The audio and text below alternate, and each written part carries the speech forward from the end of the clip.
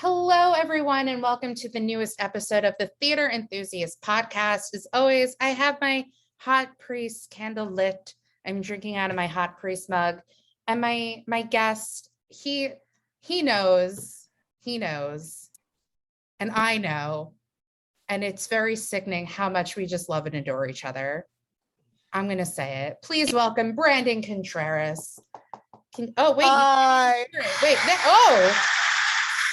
Can you hear? Yes, I can hear it. Oh, hello. Oh, they're going crazy for you. All right. Yes. Oh my God. Hello. It's me. First time caller, long time listener. Hello. Really? I was like, you've listened to these? Because I always jokingly say like only 2 people listen to my podcast. It's not true. It's more like 5. It's a solid 5. Us as your fan club, we love and adore. No. No, it's funny because Brandon is making his long-awaited Broadway debut in Almost Famous. And when we ran into each other a couple of years ago, Upper West Side, Flying Tiger that doesn't exist anymore. And I'm so sorry about that. I know. So many great holidays from there. Just like tchotchkes. But when you told me Almost Famous, I cried. You did. You absolutely did. I didn't tell you this because I felt like if I texted this to you, it would have been about me, and I didn't want that. But like when they announced Almost Famous coming to Broadway, I of course immediately texted you. And then hours later, I was sitting in my bed and I was like, Brandon is coming. And I just started to cry. Because I was so happy for you. And I'm getting emotional every time I like talk about how wonderful you are. I always get emotional, as you could see right now. Oh, my sweet. I'm like your unofficial Jewish mother that you didn't know was happening. No, I think you might be my official. It's between you and my roommate. You can both co-parent me. Yeah, it's fine. It's fine. Listen, I'm a Jewish mother of like all of my friends, and I have like a friend who's pregnant, and I'm really aiming to get like the godparent role. If it doesn't happen, I'm like, I will be the Jewish godparent. It'll happen. You can do it. It'll be great. I'm honored. I'm honored that your love has been so strong for so many years, and your constant support, even in college, like your constant love and support was very clear and clearly very appreciated, because here we are, late years later, that I just like, I'm always so grateful and always humbled by your friendship, and also just like who you are as a friend to other people, because you're incredibly loyal and incredibly kind and considerate. Oh my God, thank you. And also just like overall positive, like you're just so excited about life and just like the things that it has to offer, and then you're excited for other people, and that's exciting, and that's why we get along, because I'm also that as well. Yes. So that's why, like, when I announced that you're coming on the podcast, I went onto your really wonderful website. So everyone, please check it out, because it's such a Brandon website, which I know you worked on to make it very Brandon. And we'll talk about it. We'll get into it, because you know, it's the podcast, we're going to talk about it. But I picked like your happy headshot, because I'm like, this is who Brandon is. Like, this is his essence. Yeah. So that's why I specifically picked that headshot. Oh, that's so great. I'm very honored. Yeah. It's so funny just like looking at my headshots and like, oh, there's so many different sides of me. And then you have one like, that's me right there. So it's well, nice. You're so great too. And because you did a reading last year. Can you believe it's like a year ago? I can't believe it, but I loved doing Next Fall. I also loved that role. I loved doing that. I really did. It was so and great. The role is so different from who you are as a person. And you're just you're kind of like, you know how like Brandon Uranowitz, like all of his roles he does, he's so different from like who he is as a person. Yeah. And that's how like you can tell like the testament of a really good actor, because sometimes people get cast in roles that are very similar to them, and you're like, oh, well, it's just that person playing that person. You know, not to name drop names on here, I'm not going to. But yeah, no, I'm like, because I said to you before the podcast, we're going to talk about like a very specific moment in college. I just remember when you did Darling as the Pace. Pace New Musical. Yeah. I just so specifically remember you behind like the music stand, just doing like some maniacal laugh, going crazy. I was like, Yeah, I played like the Captain Hook character. Or Yeah, what? you're like, ah. Yeah, it was like Captain Hughes. I remember. Yeah. Oh my god, how do I It's remember also like when I fell in love with Kate Bristol and I like cast her in my that? show. I was like, Kate I have Bristol. Kate Bristol in my show. It was very exciting. Kate Bristol. She's so sweet. We were like social media friends now because she lives in Texas Yeah. with her adorable baby and her husband, and they're just the best. Yeah. Yeah. I don't think she's on Facebook anymore, and I don't have Twitter. Mm. So, I mean, the reading series still has Twitter. So tweet at We us. love it. I let tweet the series. I love the series. I can't wait to do it again. It's gonna be fun. I'll do it again. Well, we're hopefully, excuse me, I'm verklempt. I'm so excited you're here. We want to do another concert, and hopefully you can be a part of it. Oh yeah, I love concerts. Oh, I know. Yeah. I've watched many videos of you performing, and I was hanging out with Carrie yesterday. I'm like, if and when we do this, I think I'm just gonna ask Brandon to sing "Finishing the Hat" because like that video of him singing it was just so good. Oh, thank you. It's so funny. Like, oh, it's very funny how we view our performances. Sometimes I really dislike watching me perform. And that's also a big reason why I took so long with my website, was because I'm a perfectionist when it comes to that. And I just couldn't find the right. I was like, oh, maybe this is not enough. Maybe this is good enough. Because also, I thank you for your your kind thoughts about Finishing the Hat. It's also so different too, because in the context of the show, if I was doing the show, it'd be very different. You know what I mean? Yeah. He's not there. George isn't quite as romantic as I was playing the concert version of it. But I do love that piece. And anytime you get to sing Sunday in the Park, that's my favorite, one of my favorite musicals. And that song in particular is just like, you can't. It's a poem. Well, there's so many different interpretations of it. Like I've heard Shoshana Bean sing it in concert and like at her 54 Below, but I understand that. Like I sang at our concert in February and I told my therapist that I still have PTSD from it. Oh my God. Because like every time I think about singing, I'm like, oh God. It's just like, because I was singing and I was like, I sound so nervous. I have nervous vibrato. I said the word green and I'm wearing green. And I just like, I can't watch or hear myself sing the song that I did. And I was like, can't. And I get it. I get it. Yeah. Cause for me, I'm like, I know I sound better, but I also hadn't sung in front of people since college. So like over 10 years. Not to like age myself or anything. No, whatever. I'm only 25. Yeah, you're so young. I'm so young, you guys. So young. No, performance anxiety is great. And also like, it's a muscle. The craft is a muscle, I think. And when you're away from it so long, I mean, even getting back from the pandemic and getting that, it is hard. So I really commend anyone who finds it within themselves to even slowly and if somewhat painfully go through the process of getting back into performing, no matter how long that is. And you have always been a wonderful performer and an incredible like creative, just like on the other side of the table too. So I just think that it's always a muscle, and like I'm always like, props to the people who get back on the horse. It's a very high horse and it moves fast, but you did it, girl. You did it. And you did it too. I sure did. Thanks for just like, that's what this podcast is going to be. It's like, you're great. No, you're great. You're great. You're better. You're the best. So let's start from the beginning. Where are you from? I'm from New York, New York City, baby. Hey, girl. Yeah, I am. I was kind of raised like everywhere. Our place was on 96 in Columbus. And my grandmother's place is on 17th and 8th. And my other grandma was on 50th and 9th. And I like to say that my childhood was much like J-Lo's son in Made in Manhattan, where we would just, I would just be dropped. Really quickly, great reference. Thank you. And also my girl. Brandon, because I lit my hot priest. Oh, yes. Candle. He has his J-Lo candle lit. His J-Lo prayer candle. Yeah, it's necessary. It's needed. I hope the studio audience knows that this is very important. Yeah. I always said to myself, I would love to do a rom-com with Jennifer Lopez. That's my, I have like a lot of dreams, but I have like top 5 dreams. And one of them is to be in a movie with J-Lo. Like a really, like I want a really specific great role opposite J-Lo at some capacity.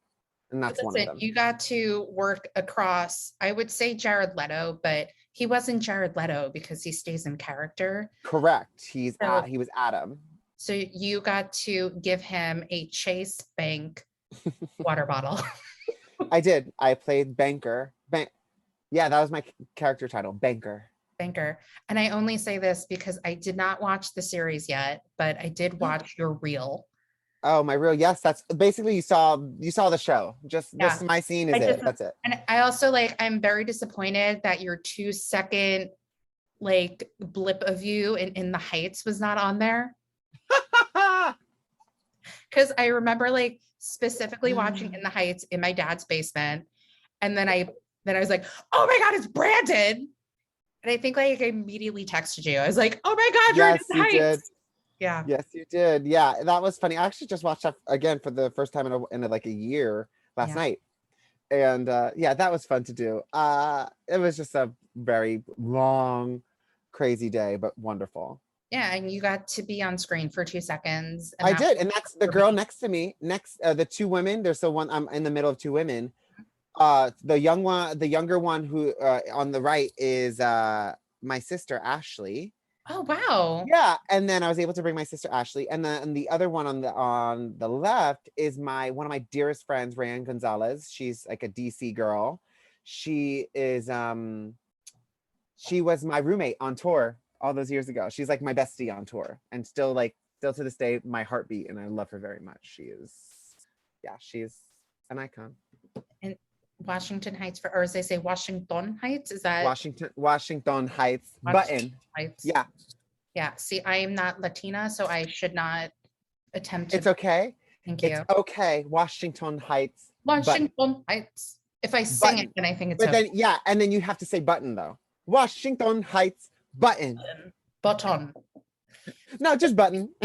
Okay, you'll teach me some other time. So yeah, I got you. What started your love of theater and acting and all that, and performing, I should say? Well, it's so funny that we bring her up. My sister is a huge part of my theater life. She did theater, so I did theater, and she was incredible. I mean, she still has one of the greatest voices I've ever heard. It's so beautiful, and she did it in middle school, and then she went to high school, and then I was like, well, I want to do that too. It looks incredible. I saw her. She was in The King and I one time, and I saw her, and she was incredible, thrilling, and enthralling. And I will never forget it.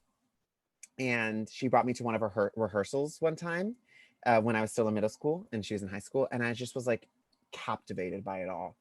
And she did the musicals every year in high school, and finally I was a freshman, she was a senior. We did Into the Woods together. That was our first and only show that we've ever done together. And it was just incredible. And I just knew that this was it. This is what I was going to do. There was no plan B.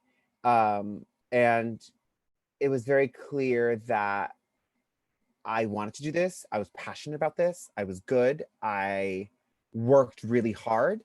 And my sister, I mean, I wouldn't be here without my sister and the trajectory of our lives, because she also wanted to do it as well, theater. Mm-hmm.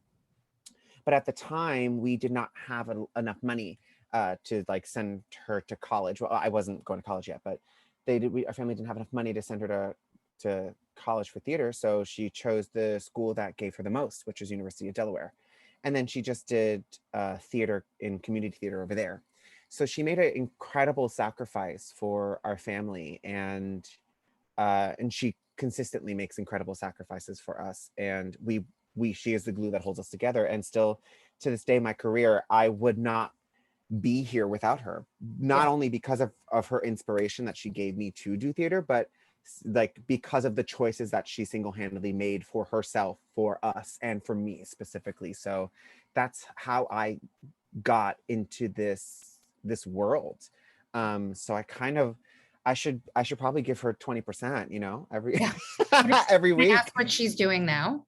Right now, my badass sister is a project manager of events for the NFL. You know what? Yeah. Not too shabby. Not too shabby. No, she's incredible. So she was kind of the girl in high school. and in college, she was like captain of her softball team and field hockey team, and then also did the musicals and starred in the musicals. Like she was it. And she's always been incredible at sports. Incredible. Can beat you in a second. Yeah. And it changed her life. And she worked at Bleacher Report, and then she also worked at NBC as a producer. Like she did so many things. And now she's been at NFL, and it's been a wild ride. So she's been able to use her creativity in other ways. And now she's a badass at the NFL. So I don't know. She's really nailing it. I'm her fan. I'm her biggest fan. So. I mean, I don't know her, and I'm like. Also, she just texted me, "Sup, little bitch." Oh, sup, That's little so bitch. funny. Be like, I just bitching about how much I love you on a podcast. Oh my god, that's so funny. Yeah, so that's her. The irony, man. I'm just like, while you're talking about that, I'm saying to myself, like, you could create something with her because she's such a good singer. So, oh yeah, if and when you do your own concert, you can bring her on stage and do a duet with her. That's absolutely what I'll be doing. I've been thinking a lot about doing an own concert. It's very stressful. I did it before. I did it over 10 years ago. Oh my gosh. I did a show, my own show, 54 Below. It's a lot of work and it's a lot of money to produce it myself. And I would love to do it again. Just to feel the joy. I have a lot of things inside of me, but I feel like as a writer, I'm doing so much right now that I'd be stretching myself a little thin. Yeah. I'm gonna say that you have time. I do. I do have time. So I will say that I absolutely will do it in the future, and I will absolutely have her in yeah. I'll just be there with like flowers, crying per usual. Like, oh, Brandon, I already like know how it's going to be when I see Almost Famous. Like, you're going to get flowers for me because that's who I am as a person. And then we're going to like reenact that photo I saw you before we started that podcast. And I'm just going to write the mushiest post about you on Facebook. You're so like, sweet. Cry while I write it. You've seen the journey. I've seen the journey. You've also seen my journey too, because Jesus Christ, how heavy was I back then? Ooh. Oh my gosh. We both were. Look, we both were. Yeah. We both were. We did it. Look at us. Healthier, stronger, taking care of ourselves. Love us. Love us. Team. Go team, baby. CT. Contreras Tanny. That's it. Tanny Contreras. Whatever you want it to be. Whatever, babe. Yeah. We'll switch off. So you decide to go to college to pursue theater. Now, we discussed that we're not going to get too much into detail because you've already gone into detail about certain experiences at Pace where you and I met and stalked each other. And I did tell you that I'm going to bring up a few things. I already brought up Darling.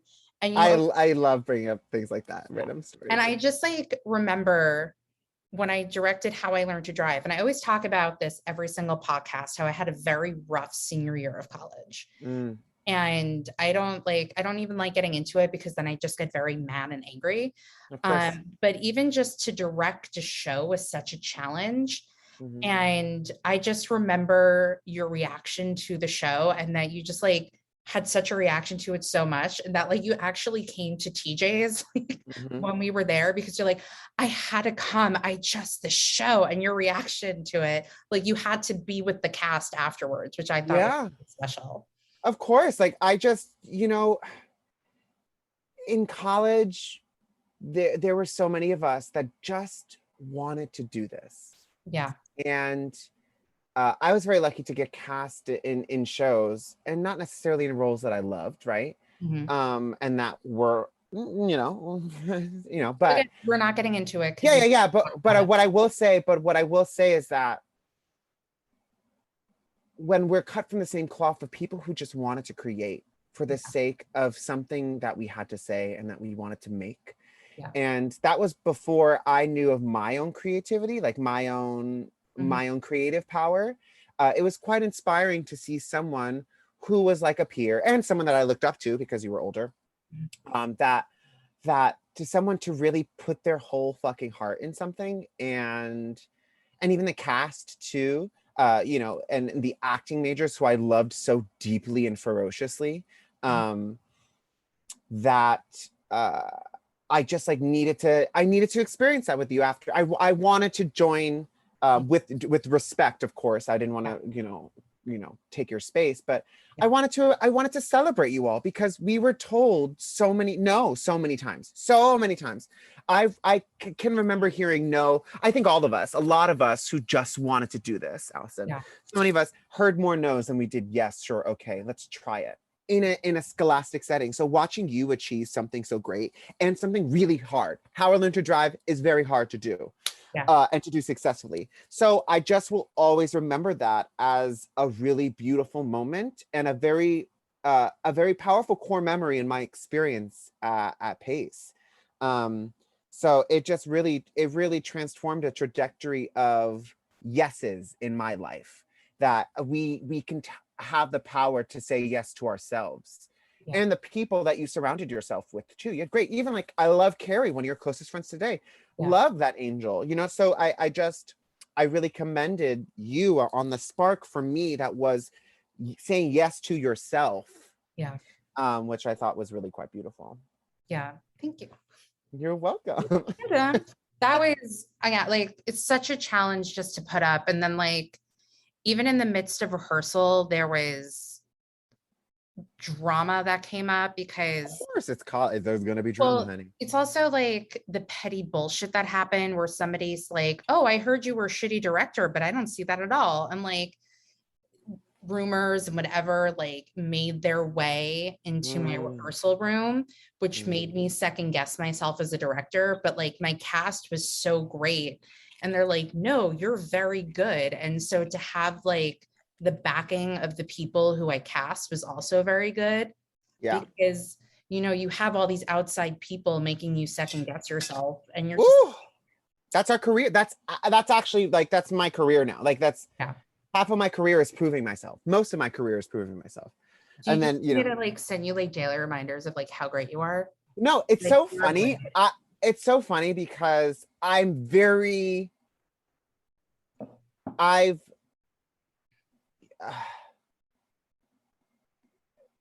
do I put this?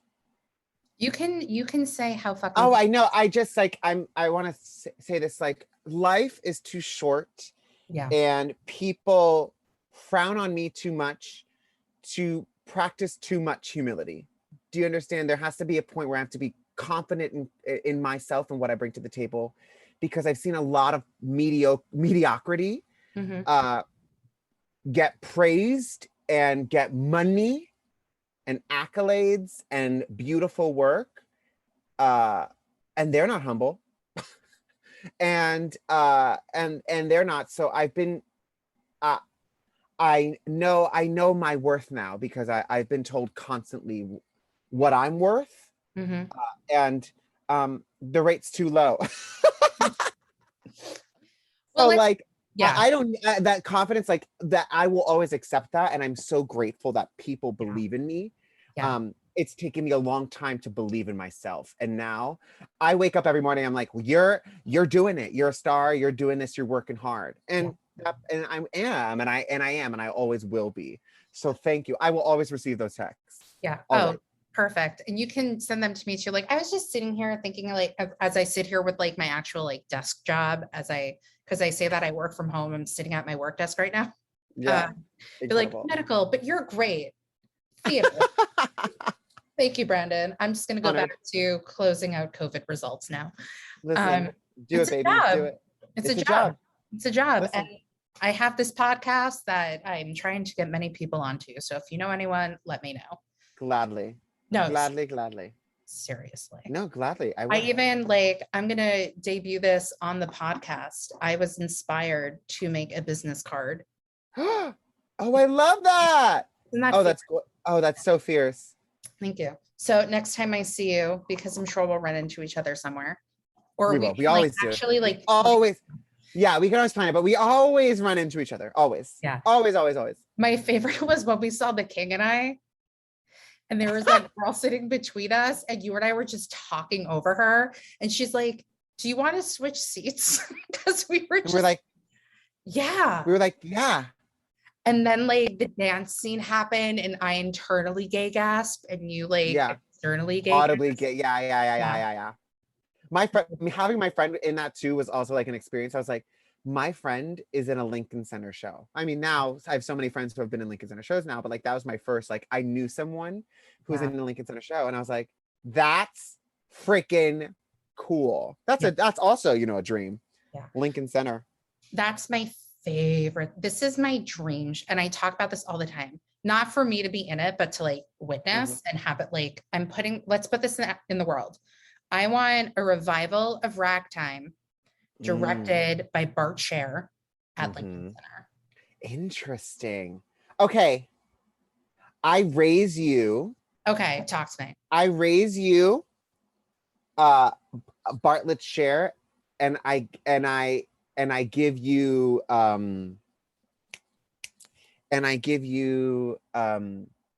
Shao Williams. She's like the original Nehebka in Aida, and she's directing the new Aida revival.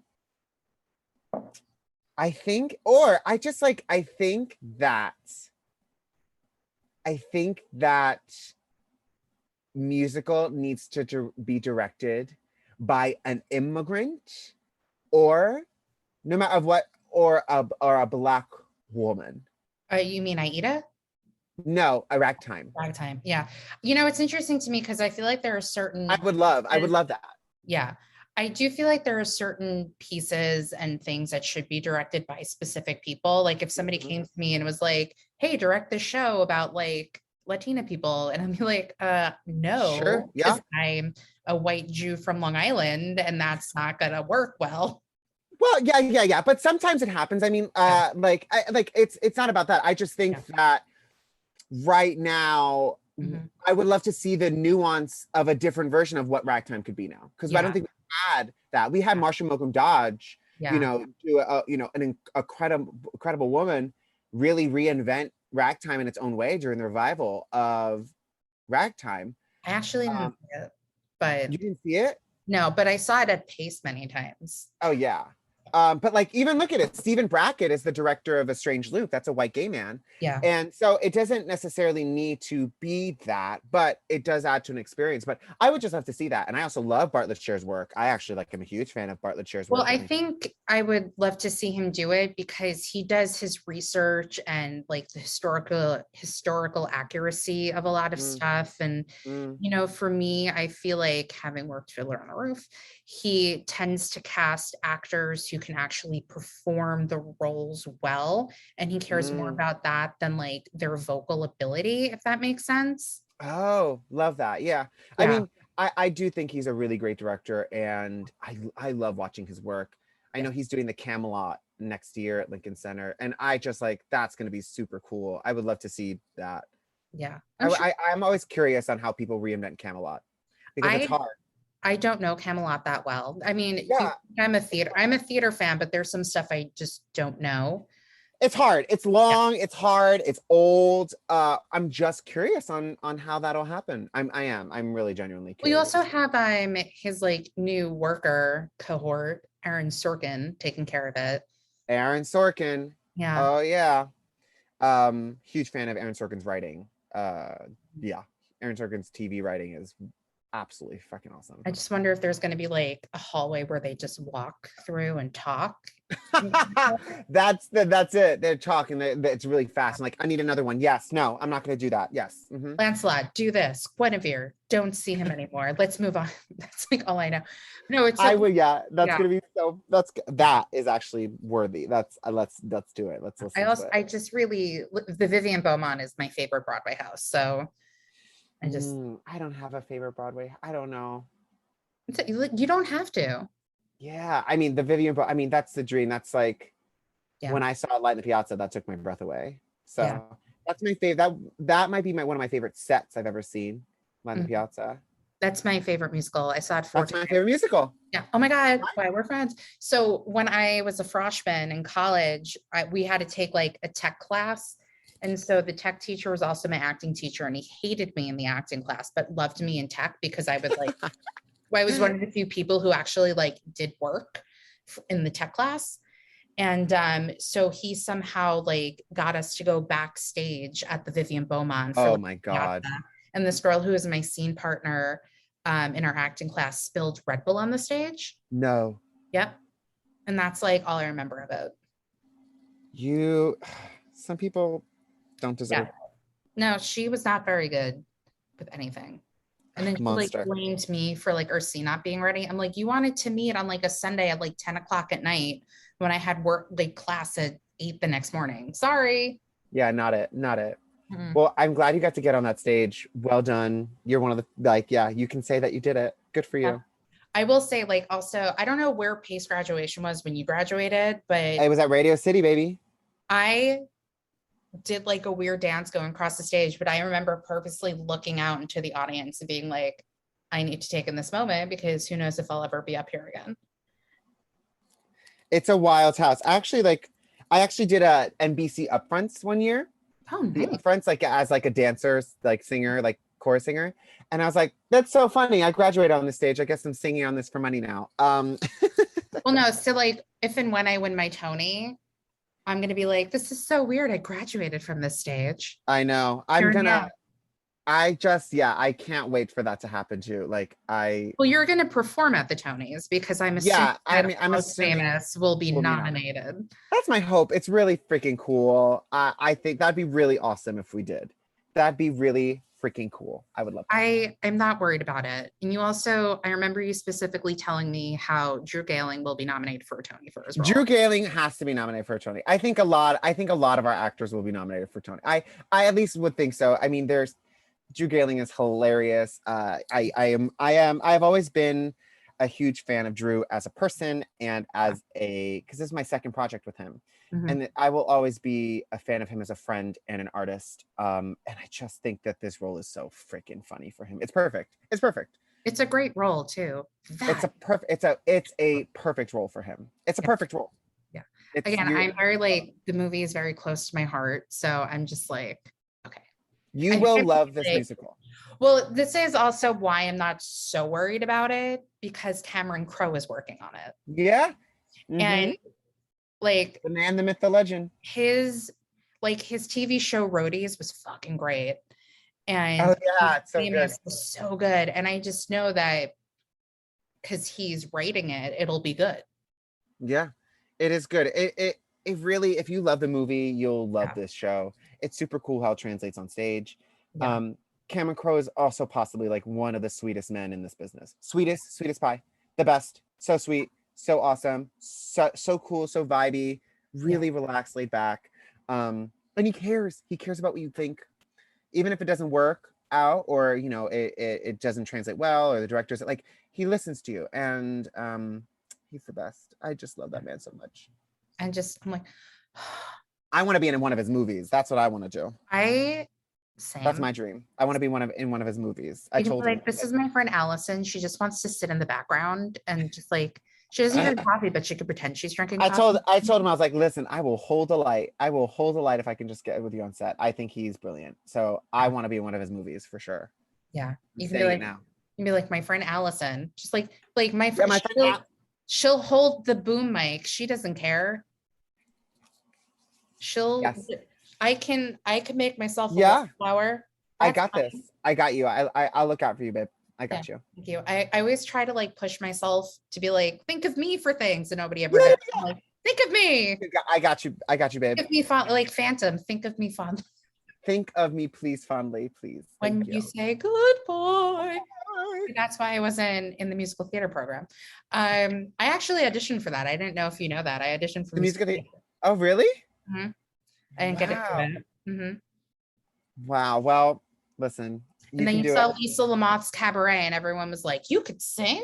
I love Lisa Lamothe. Oh. Yeah, she was on my podcast too. I love Lisa. Yeah, I know that. A gem of a human person, and like she's just like her own euphoric light. Yeah, she literally her voices is one of the most specific voices I've ever heard in my life. If she were I can cut her out of a crowd. Literally, she was everything. I adored her. My dream casting for that Ragtime revival is also Lisa as Sarah. Oh my God. Well, you need Maddie, my best friend Maddie, as Tata. He's done it. Oh, he did the national tour. Honey, we're gonna talk about him because we're gonna talk about what you two created because I even remember I texted you, I was like, look at you being E-News famous on Instagram. Oh yes, we got reposted by E-News. Yes, honey. We go in deep in this podcast. Oh my gosh, hilarious. There's so many things to talk about. So like now that ask away. Yes, so PACE happens, you graduated or you're about to graduate. What happens after? Did you get anything from the showcase or did you have to? Well, it's so funny. I got an agent from a showcase, but I was lucky enough that in college without an agent, I booked the In the Heights National Tour, First National. So I booked that summer of my summer of my sophomore year to junior year. And I took the first fall semester off for school because I was a swing. And then I took 18 credits online spring semester during the tour. Yeah. So I was able to get that during school and I did that. And then I came back senior year and that was fun. And I graduated on time with everyone, but I got an agent. I didn't get anything right away from the showcase. It was like 2 years of working and I managed a bakery. I did a lot. And then I got I did West Side Story at Westchester Broadway Theater. Sorry, I'm looking at your resume right now to see if it's on there. Okay. It's not. I don't think. Is it on there? It's not. It's not. Yeah, no, I took it off.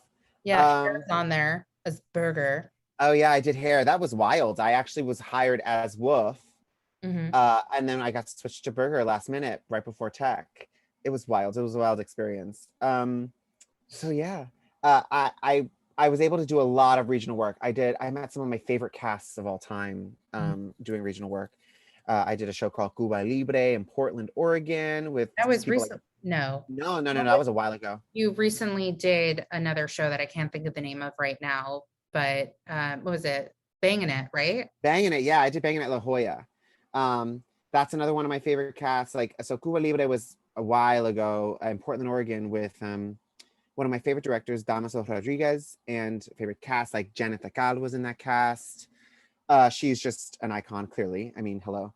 Yeah, and I was able to do the regional, and I did a lot of regional work. I've done some of my favorite things I've ever done as an artist regionally.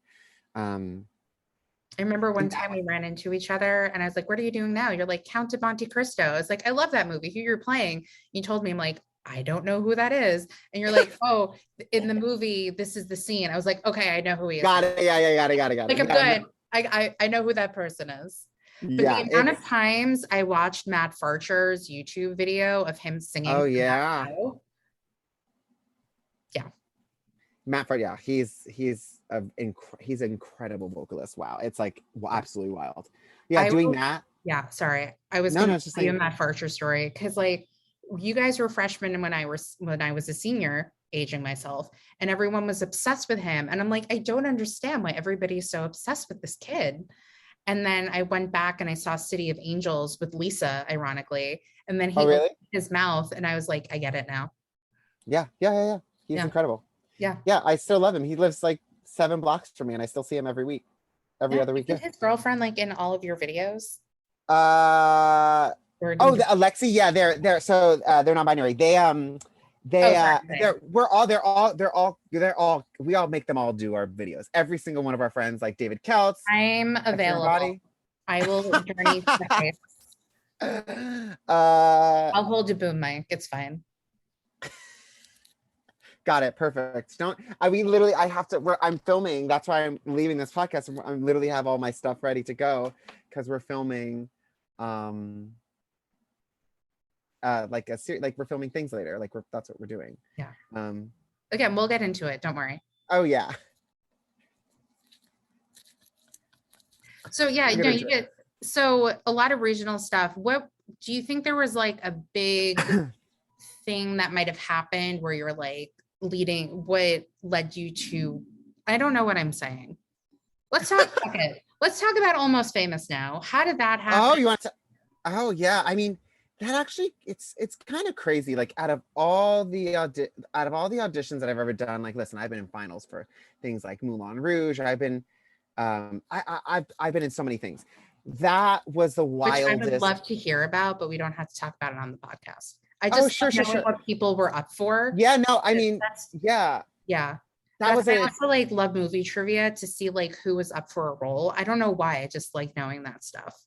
yeah, Like no. I sorry, I keep interrupting you. No, please speak. I want to hear it. Hold on. Well, no, I just like because I've already told you my deep dying love for Almost Famous. I even wrote a paper about it in college for a film class. And like I just knew all the trivia. Like Brad Pitt was supposed to play Russell Hammond. Oh yeah. Kate Hudson was originally supposed to play Anita the sister, and then Sarah Pauli was supposed to play Penny Lane, and then she left the project or whatever, and then Kate Hudson became Penny Lane. So, just tidbits. Yeah, it's just typical. Yeah, Almost Famous was a wild process because I was just auditioning to be in the workshop, and and Silent Ed is one of the ensemble members and he's featured, but he doesn't have any lines. Like he has one line, but it also like there's no like vocal features or anything like that. So I went in and they're like, bring in 32 bars of something you want to sing. And I was like, okay, I have like 270 song and then I have Creep by Radiohead. And just like as an impressive thing, I had a Fleetwood Mac song, and then I had a one could be as bad as one, but it's not the lonely. Like I forget. One is the The loneliest number that you ever do. That's my love life. As one. So I had that song, then I had Creep, and I walked in, and they were kind of like vibey, and I was like, "What do you want to hear?" And I was like, "I have this and this and this." And usually I don't do that. Usually I just go in and sing what I want. Like usually they don't like to hear that. They're like, "Actually, let's hear Creep," and I sang Creep. Mm-hmm. And then I walked out, and then I booked the workshop. I didn't do any sides. I didn't dance. I didn't do anything. And then I sang. And then I get into the workshop, and we're doing the workshop, and days are happening, and people are, and they already have the Oglo production, set, and everyone's getting offers around me. And I was like, oh shit, because some of them have been a part of this reading for a while, yeah. And this was the first time I was on my feet, but they're seeing my work, and luckily I do dance and I can lift people, and I added to the character at some point, and yeah, and then finally, like a week before our presentation, I got my official offer to like continue on with the process. That was so cool, and it was really affirming too. It was a hard time in my life, and it was really affirming, and it was just so much fun. It was just super, super fun. I was like super lucky. So because you're silent, you don't even sing with the ensemble? No, I do. We do it. No, it's just like solos and stuff like that. Got it. And your wig. Wow. My wig, honey. My wig is like $4,000. Nice. It's human baby. And the hair is much longer than it is in the movie. Yeah, it's gorgeous. Yeah. I'm assuming it's $4,000. You know what? It is. And we're just going to say that. So you also had to learn drums for the part as well? They actually didn't ask me if I play drums, but I wanted to because I'm a good actor and I want to know what I'm doing and I want to look good. Mm-hmm. So I taught myself on my lunch breaks. I would go on my lunch breaks we were rehearsing at New 42. So I would go a block up to Guitar Center and I would practice drums on the public drums. And I taught myself how to play drums. That's awesome. And yeah. Is it one of those things where it's like you're pretending to play drums and the orchestra is really playing, or are you actually going to be playing them? Or is that something you cannot reveal? No, I mean, we'll see. I guess you have to come to Almost Famous and see for yourself. I mean, I will see I know you will. But your listeners will have to. Yes, my two people out there. Shout out. Shout out. Shout out. So you've been doing all of this theater. So while you're doing all of this theater, regionally auditioning for theater stuff, have you also been auditioning for plays or just mostly musicals? No, I mean, I would love to audition for more plays, but it's hard when you're a no-name actor. Mm-hmm. And well, first of all, I do have a name. It is Brandon Contreras, but you know what I mean when I say I don't have status in this industry. Yeah. And I graduated with musical theater, and I didn't go to grad school. It's with an acting program. It's hard to get seen for plays. It just is what it is. Yeah. And I would actually absolutely love to do plays. That's like where my heart song lives. It's what I love doing. I also find, having done these things with these actors over the course of the pandemic, we did some Q&As and some we didn't, and talking to people on the podcast, I always find it very interesting that a lot of musical theater performers say how hard it is to break into straight plays, Yeah. because when people are like musical, they don't necessarily think like, oh, this person could do a straight play. Yeah. But it's hard. It's hard to break into that. And I've some of my actually my favorite role that I've ever done was I played Edwin in Stephen Adly Grickus's Lady of 121st Street. And that's like my favorite thing. I have the monologue framed on my wall back there, and it's the first thing that I've ever done. It's the first thing that I've ever done that really solidified the fact that I'm meant to be doing this. I felt so powerfully about it. He's one of my favorite playwrights. Mm-hmm. I felt so powerfully about it and so passionate about it, and I loved the work. And that's the work that I want to be doing. I want to have incredible responsibility in a piece. That's really important, and I think it's incredibly trustworthy to a cast and to a director. I also most recently just did a workshop and reading of a new play by my friend Billy Finn, and it's called Atreus. It's based off the House of Atreus, and I played Helen of Troy. And yeah, and as a non-binary person, that was one of the most gender affirming roles I've ever played in my life. Hold on, I have to turn this off. It was one of the most like gender affirming things I've ever played, and it was so special. I felt so close to the role playing Helen and who she was, and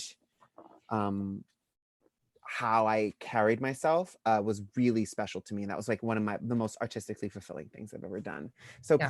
plays are really, really special to me. I would love to do plays like Red by John Logan. I just really want to dig in. I did a play that goes wrong, which was really fun. Yeah. I love doing that. That was really special, really fun. The people that I did it with were freaking awesome. We still have a text chain to this day. Yeah, they're just great. So I would love to do more of that. Do you have a particular process as an actor or performer of getting into specific roles? It depends. I love like stillness and calmness. There are some roles that I don't require a lot of like seriousness and just I do have to find some sort of Oh no, you froze. This happens. peace Oh, at there some you point. are. Okay, can Oh, you see me now? yes. Okay. One second. Let Sorry, me I plug don't you know in. if it's my Zoom or somebody else's when like freezing No, happens. I So think it's okay. yeah. Um, so yeah, I definitely need to find at some point a little bit of peace before. Mhm. But some plays require a little different. So like the show that I just did, Banging It, the role is very in close proximity to who I am as a person, so I didn't need much preparation for that. Mhm. But things like Beauty and the Beast, I have to like really, You froze again. really, really, really. Oh, Can you hear me you're now? back. This one? You're back. I You're think back. Yeah. Oh, you froze again. it's this rain. It's this. Yeah. Oh, there you are. It's so funny. You're not frozen to me. Oh no, you're unfrozen. You're fine. Okay. You were talking about Beauty and the Beast. Yeah. So when I did Beauty and the Beast, I have a lot of like warm ups that I need to do to take seriously because I have a really big show ahead of me. Mhm. Almost Famous. I need to because we're vibing. I need to stretch, and I just like need some alone time because I have to get ready to be silent. Yeah. and run around the stage. But I'm okay with that. Plays, it's different, like I prepare myself. Like, when we did the reading, that was a different feeling too. Yeah. When Well, I did things like Fair Lady. how is that doing? I mean, granted, it was like over a year ago, but how is it doing something virtually? I'm actually quite used to it because I did a lot of things virtually over the pandemic. Yeah. And I just like I love the accessibility that it has. I would have not been able to do a lot of the things that I was able to do with with without the internet. Yeah. No one would have been able to like I don't think of people who would have been invited me to the table to do some of these readings and these workshops if it weren't for the internet because they needed more access and they need more people. Yeah.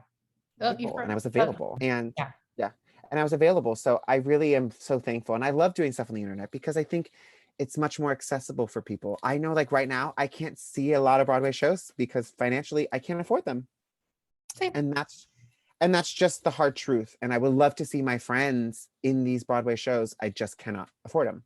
So with the internet, when you have these reading spaces and you can just play and really dive into why we do this, it's for opportunity to see something beyond ourselves, to see stories beyond our own, and to see people doing them who either look like us or don't. Yeah. And so I loved I loved translating that into the internet. Yeah. So as a non-binary performer, do you feel as though the industry is changing and being more accepting of those types of individuals?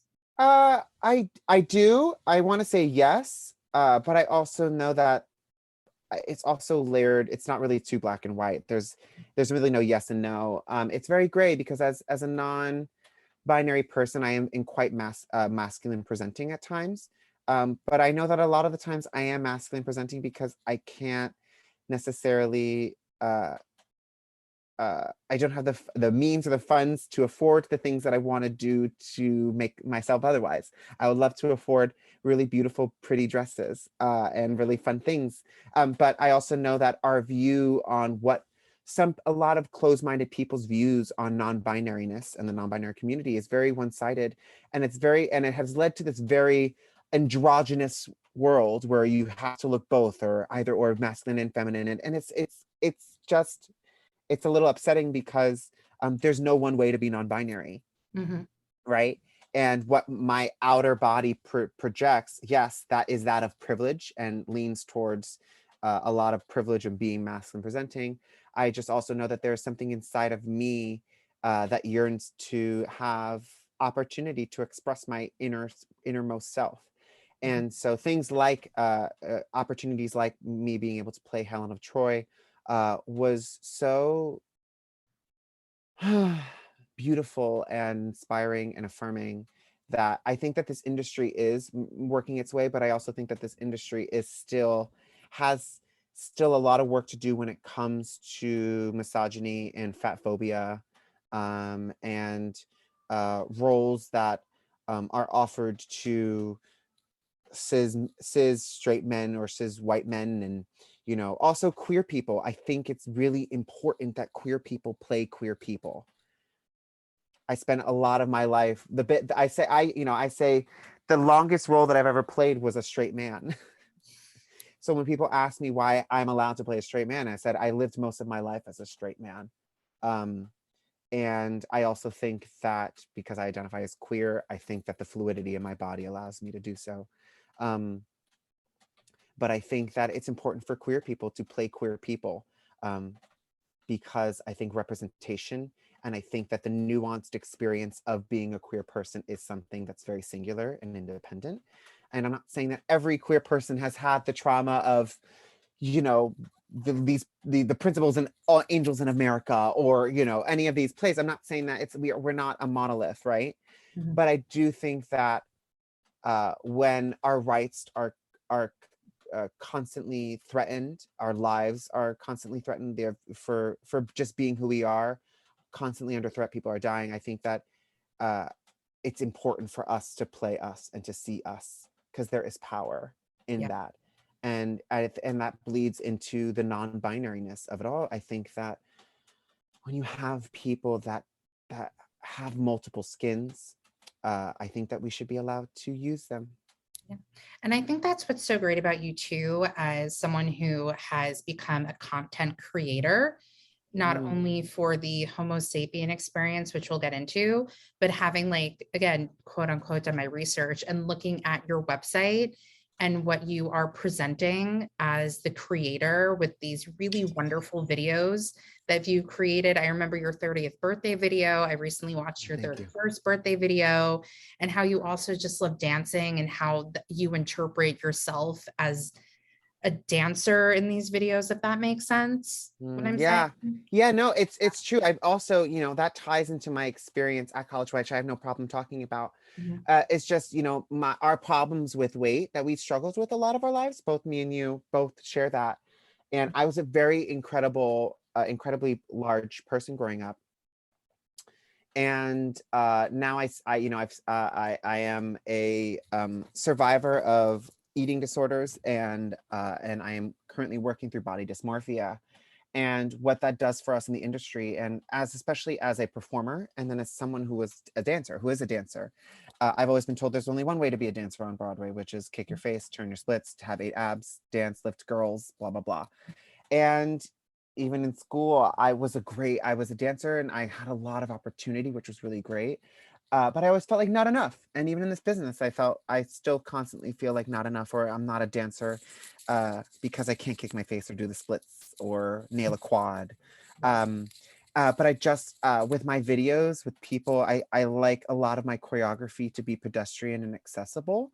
And also fit my body, because I think that anyone is a dancer, and anyone is a professional dancer if they're paid to dance, no matter how big that is. And if you're doing a flash mob, baby, go ahead, pop off. Okay.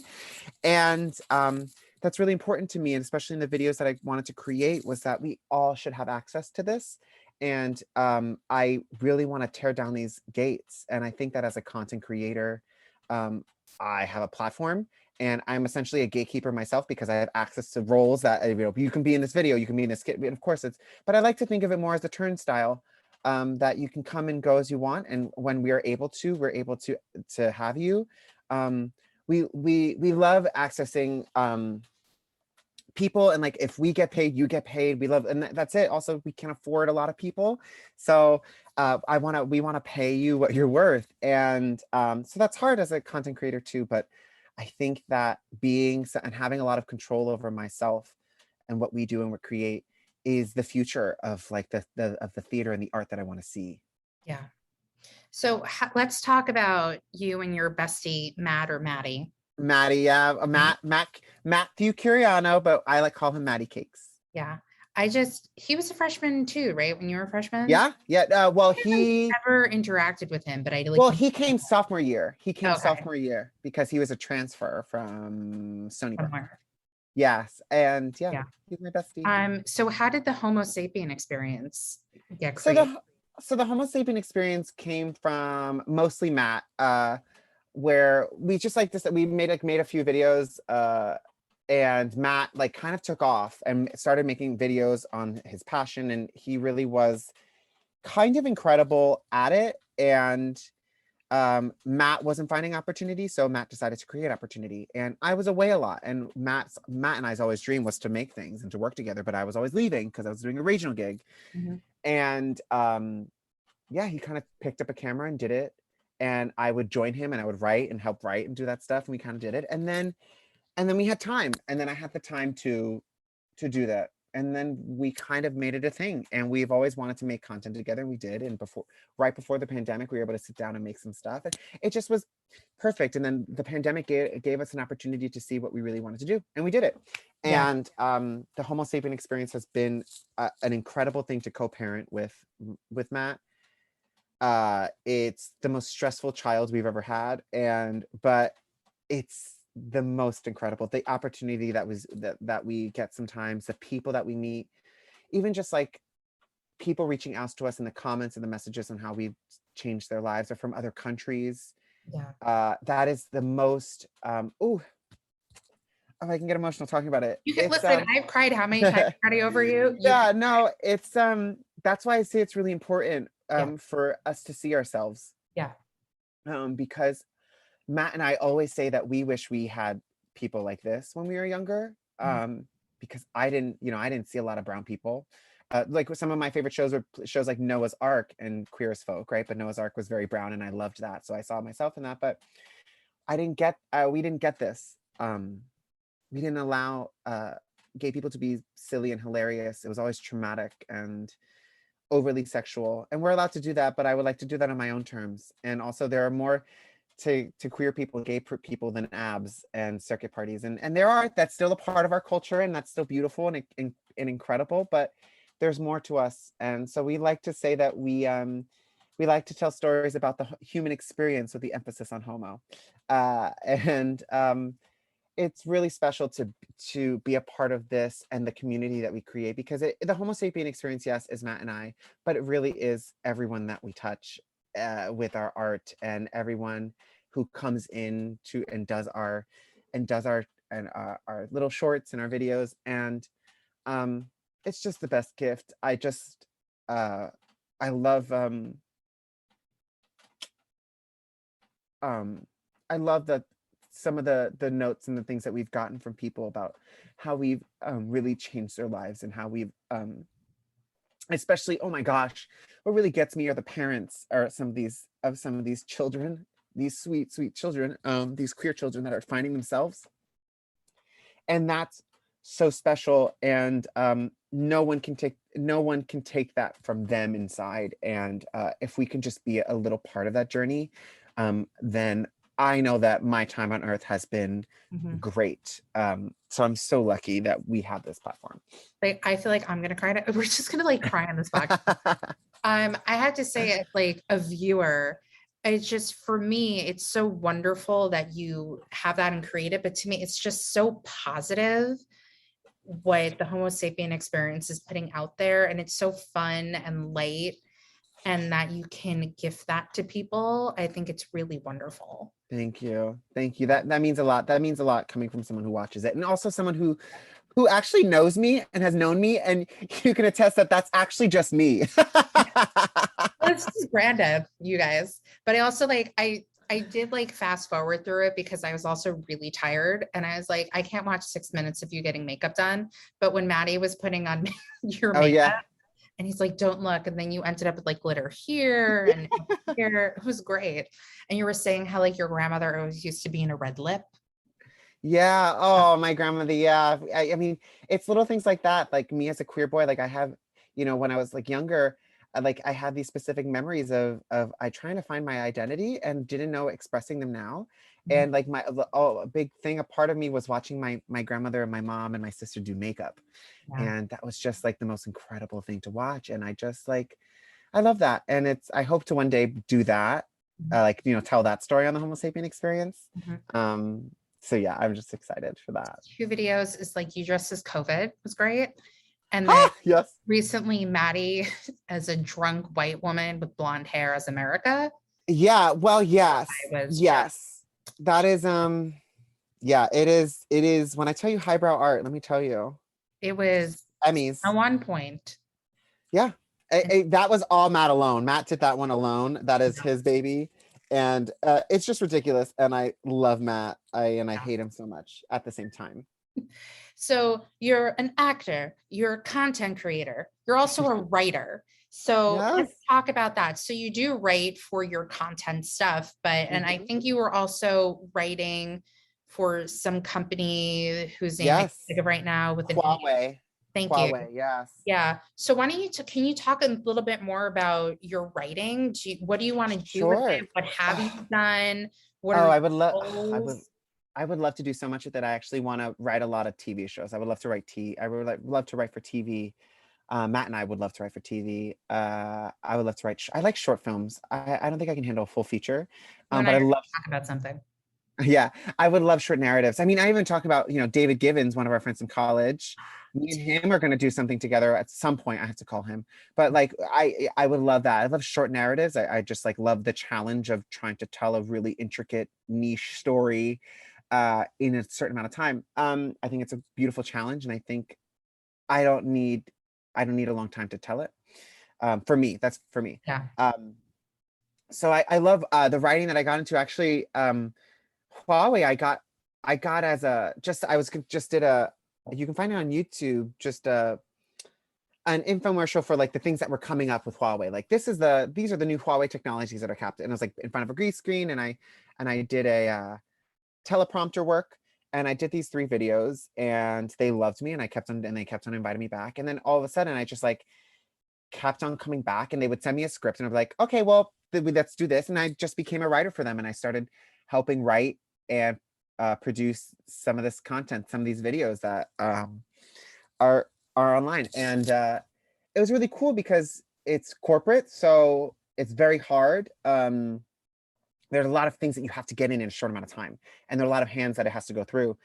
So I would just kind of go for it and make bold choices, a lot of improv, and a lot of like, trying to make, I was very good bridge on writing things that were really corporate and very inaccessible to I like to call myself the peasant mind, the people who don't get it, I don't know a lot of these words, and I can translate that into people who would understand that, and also in a funny, approachable way that's not just sitting here watching an infomercial. So I really loved working with some of these people, and that's how I got into it. I was essentially entrusted because I was funny and because I was approachable, and also meeting these people, some of these people, these incredible executives that I got to interview, meeting them. We were two completely different people every time. So getting to talk to them and really bring that out of them was really exciting too. So I was able to use that as my writing, which is use my humor and my what did you call it? My approachability. Yeah. I didn't call it that, but you did. But I'm here for it. Approachability. Yeah, approachability. Yeah. Yeah.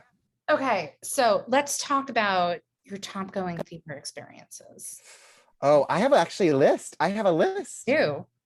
I do. I actually at have. all. Oh, you froze. So Okay. oh no, you're unfrozen. You're Now good. I'm here. You're here. So I actually have, during the pandemic, I was like, why do I want to do this?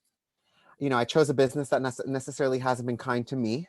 Why am I choosing this business? Why am I choosing this? Let's talk about it. I have a lot of really just small moments in my life and some things that aren't too commercial, that I wrote down, just like small moments in this history that I always have. It's whatever is meaningful to you. That's important. Yeah, no, I have so many small things. Our Lady of 121st Street, when I did that was like a big thing for me, was doing that. That was the first theatrical experience that was like, I'm supposed to be doing this. I'm supposed to be here. I will make my mark on this earth with my art. Oh my gosh, what was another? I mean, I have so many. One of my favorites, Mi Madre by Arturo Soria. They did that at Playwrights Horizon, like last year. I want to say like last fall, changed me as a person. They played themselves and their mother and their grandmother. Wow. And it's about, it's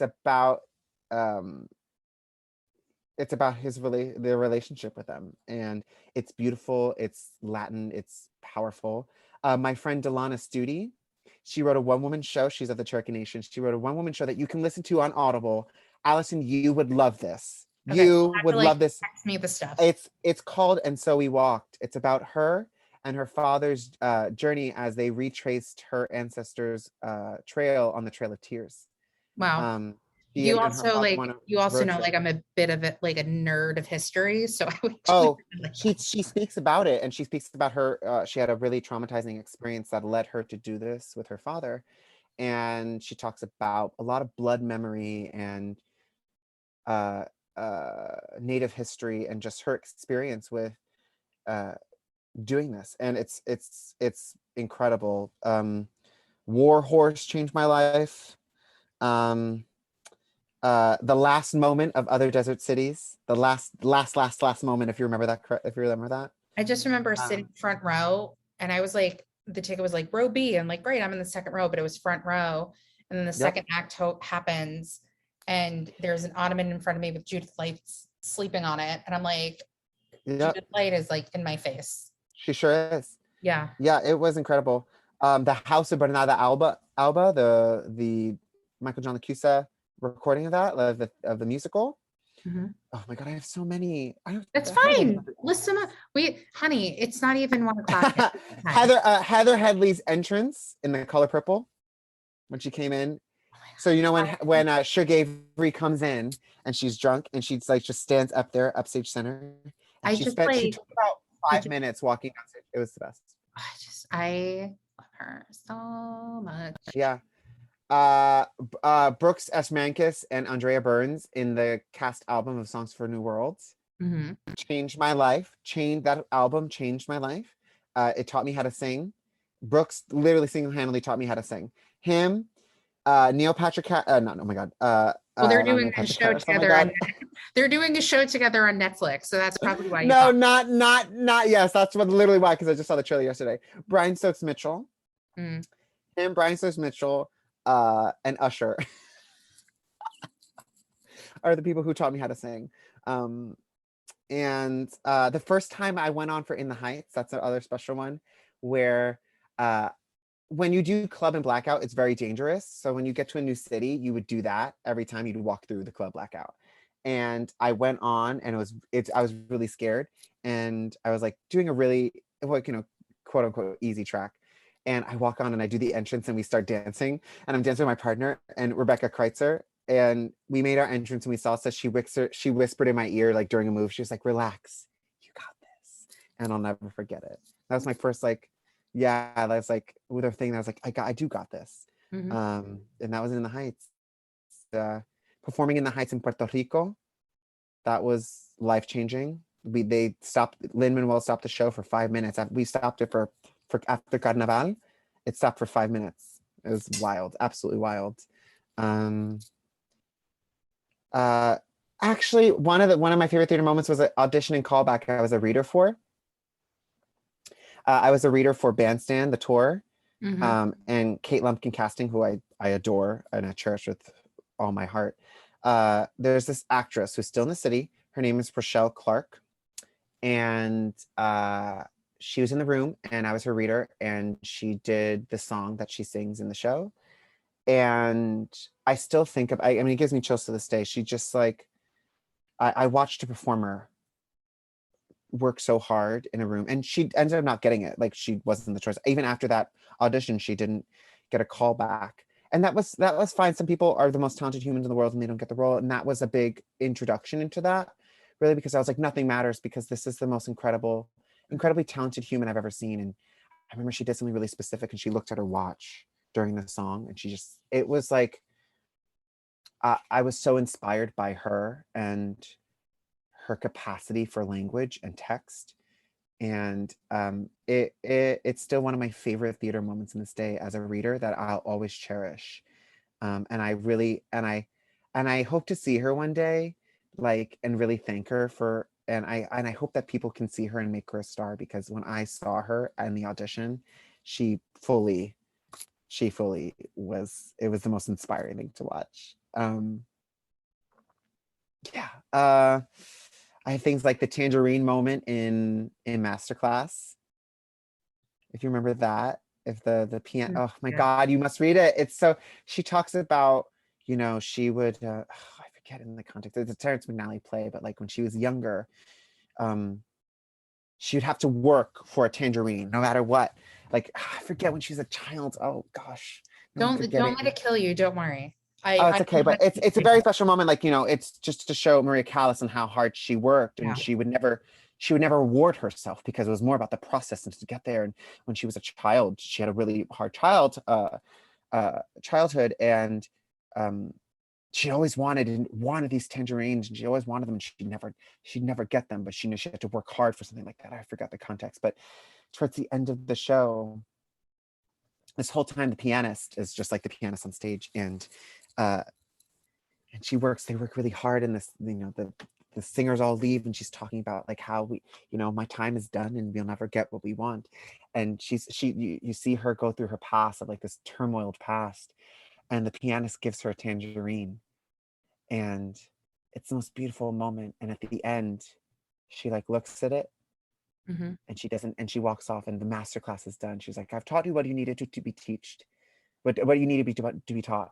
And she like looks at the tangerine, she holds it, and she puts it down, she walks away, and she never gets it for herself. And I just thought that was like one of the most beautiful moments. And some other ones, Water by the Spoonful, I love it. The same book writer as In the Heights, Kiara Jueves. I think I said that right. I'm so sorry if I didn't. Spotted by the Spoonful, incredible play. Other things like my two favorite costume designers, David Zinn, who does Almost Famous. Watching him work is a treasure because he's so specific, and he also does it all. He does sets, he does everything. Anything you imagine, he's done it. He did the set for Funny Girl, and he makes us feel like $1,000,000 in Almost Famous. And you'll see us in Almost Famous, and it will be incredible. Also, someone that I worked with, Sarah Lux, who was our costume designer for Jerry Springer the musical. She made me feel so special, and she dressed me. Diaper in that? I wasn't a diaper in that. Well, when I went understudied, she just made me feel so special. She dressed me in Ted Baker, honey, and I was just ensemble, and she put me in Ted Baker, and she was like, "I love you, bitch," and I love Sarah, and they're just great. There's like little theatrical moments, and I say this because theater isn't just Broadway. Yeah. And this is my debut, and I'm in my 30s, and for so long I wasn't welcomed here. And this theater community is great, but the theater and the Broadway community isn't the Broadway community, because it's actually the regional, it's the non-ec community, it's everyone who uplifts the Broadway community. Because without Broadway, without us watching the shows and supporting our friends and watching this theater and chewing it up and listening to these albums, they wouldn't exist. Mm-hmm. So the best theatrical moments for me weren't always Broadway. The best theatricals for me were those small moments in the theater life, like in this business, that made me who I am. And it's the small moments, like you froze again. Watching these incredible people work. Oh no, yeah, it's like off Broadway regional work. Watching my cast in Cuba Libre learn the Cuban Jurueda dance together, and that was special, and that was theatrical, and that was one of a kind, and we've never seen that on a stage. So it's little moments like that that really make up my theatrical life, that keep me going, and saying that I hope that these moments can also be brought to someone else. Yeah. I just like, that's so great. Just like want to still live in that moment with you. Do you have any dream roles that you'd be interested in? I do. My dream role is like other than being in a movie with J-Lo. Yes, I want to be my dreams are like, I want to be a superhero in the Marvel franchise, a reoccurring superhero in the Marvel franchise cinematic universe. Marvel's my dream. I love Marvel. But that's like my TV and film dreams. Dream roles. You can do TV and film. Oh dreams. Yeah. Open to all. I would love to be a series regular on a really hit show, drama. I love that stuff. I also had this really silly dream on being like playing, in Westworld, how they're also robots too. Mm-hmm. I would love to just do that for fun. I was rewatching Westworld, and I was like, oh my God, that's so much fun. They have to like back online, and they have to like act like robots who are acting as humans who are robot. It's just wild. But theater, I mean, I would love to play that role again, Edwin in Our Lady. Fabrizio is my number one in Light in the Piazza. Well, if I knew, I have my Light in the Piazza mug in my cabinet. Well, now you know next time. No, Fabrizio is my one of my dream roles. Absolutely. Another one is Burr in Wild Party, The Wild Party. What's another dream role? I mean, I also think a big part of my dream roles are that they haven't been written. A lot of the roles that I want to do haven't been written yet. And that's hard. It's hard to do, but I would love to play Usnavi, like actually officially play Usnavi in the Heights. Yeah. Like I've never gotten a chance to do that, and I'm of age now, and that would be freaking awesome. George Surratt in Sunday in the Park with George. That's ultimate up there. I would love to do, oh God. I would love to do that. I have dream directors too, like Zai Alakan is a director that I want to work with. I love, my favorite directors are like Jen Thompson, Damaso Rodriguez. Fix my chair. Oh my God, fix away. No, this chair is like, might be on its way out. I mean, you already got to work with me, so that dream I did. taken care of. It's been taken care of. Oh, I would love to play what's his name in Red? John Logan, the student in Red. Yeah, the Eddie Redmayne part. Yeah. I would love to play that role. That's like one of my dream roles as well. Oh, I would love to play. I would just love to do, and I will do this one day because I'm just gonna end up producing it myself. Every Brilliant Thing is one of my favorite plays. Isn't that a one-man play? And I want to do it. Yeah, I think I had somebody on the podcast who did it somewhere, and like you interact with the audience and stuff. Yeah, that's like actually one of my dream pieces to do, and I will do that. I know I'll just end up producing it myself. Watch, I'm available to direct because got it. Oh, you have some people to fight because I know some people who want to fight to direct that. You know what? How about you all just like we all just like hang out and lounge out and just all talk. And whoever just like stays around the longest. Yeah. It's fine, guys. We'll play rock, paper, scissors until we get it. It's fine.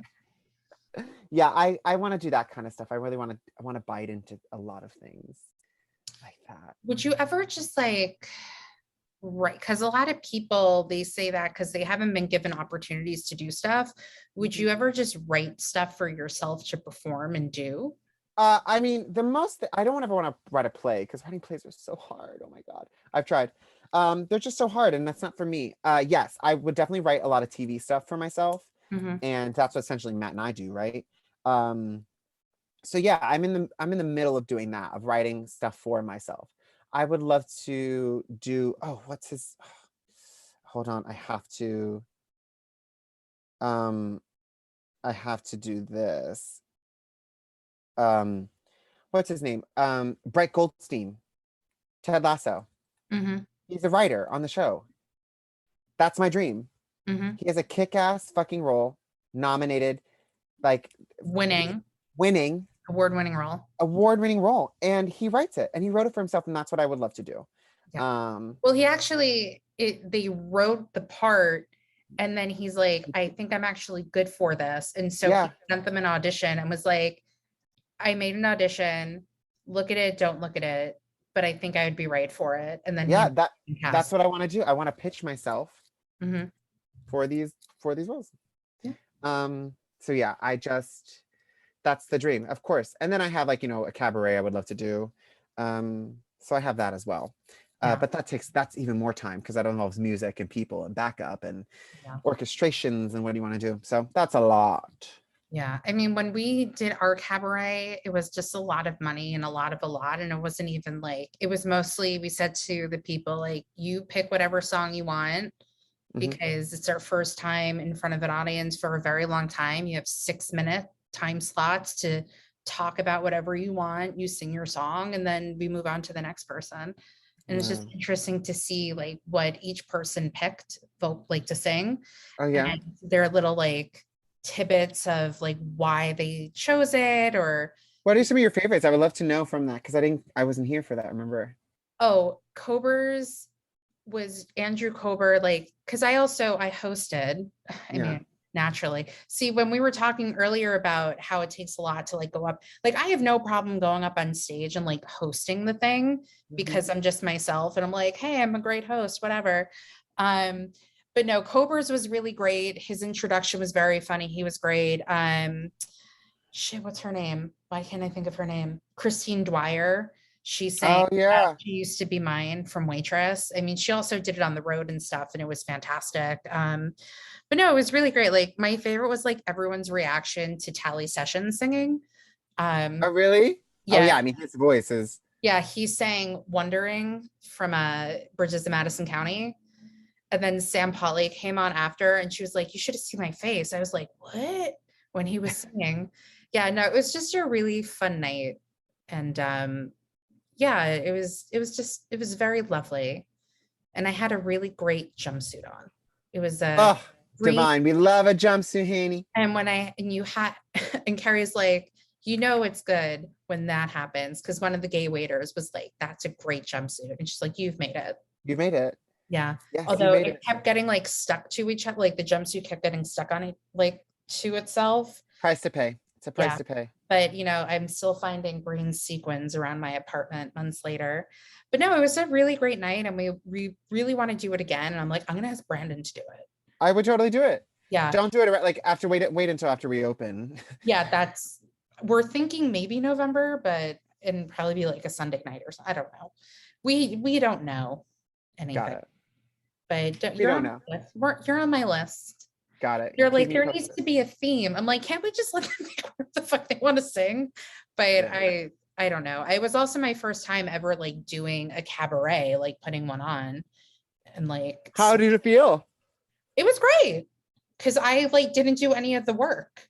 I was like, I was the one who was in touch with the performers because they know who I am from doing the readings with me. And Tally Sessions did it because I met him at a bar and I asked him to do the cabaret and he said yes.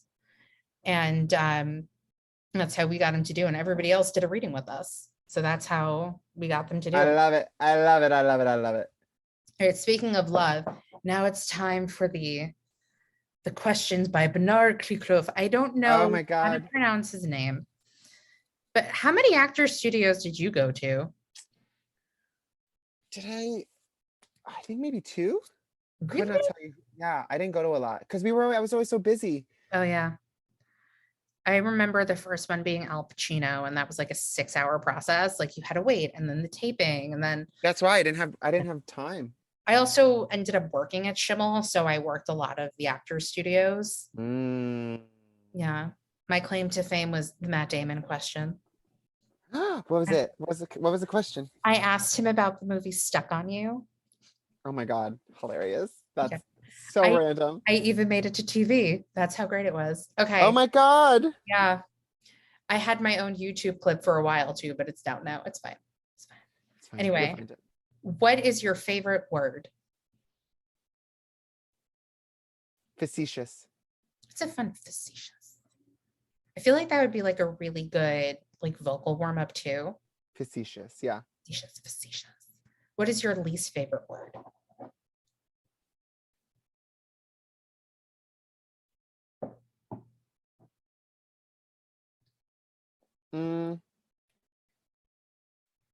Crackle.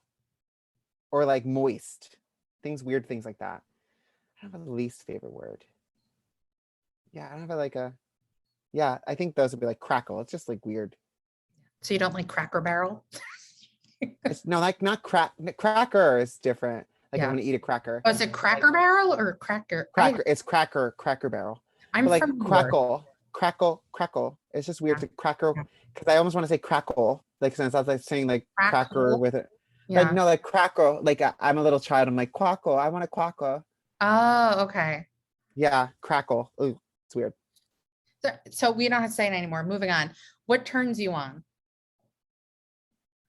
Emotional intelligence. That's why we get along so well. just, just joking.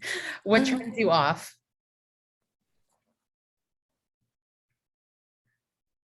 Unkindness. What is your favorite curse word? Cunt. Yeah. Cunt. What sound or noise do you love? Rain falling. So the storm at 6 something in the morning with thunder, right? I fall asleep to it. Sometimes I'll use a rain sound to go to sleep and then I'll wake up and get so sad that it's not raining and I forgot it's not raining because it's my sound. It's like I love rain. traumatic. Yeah. I love rain. So rain falling, ocean waves.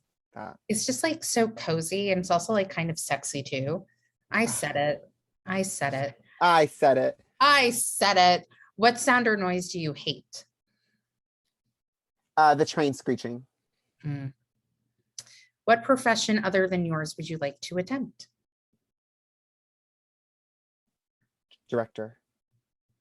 A director, or writer. Well, you were already kind of a writer. I'm a kind of writer, but a director. I would love to be a director of film. Yeah. What profession would you not like to do? Dishwasher. I was a dishwasher once and I hated it. And it's so thankless. Do you have a dishwasher? I do have I have a dishwasher in my but I was like for a restaurant, like a place. And I do have a dishwasher in my apartment now, but yeah, I would not want to be a dishwasher again. It's the worst. I don't want to do that. I had a dishwasher and then I moved apartments. Now I don't have a dishwasher. I'm so sorry for your loss. Myself, but I understand it. Okay. And lastly, if heaven exists, what would you like to hear God say when you arrive at the pearly gates?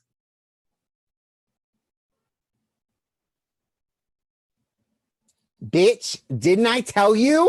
Didn't I tell you you'd be fine? That. These are your students, as James Yeah, Lipton would say. I love So that.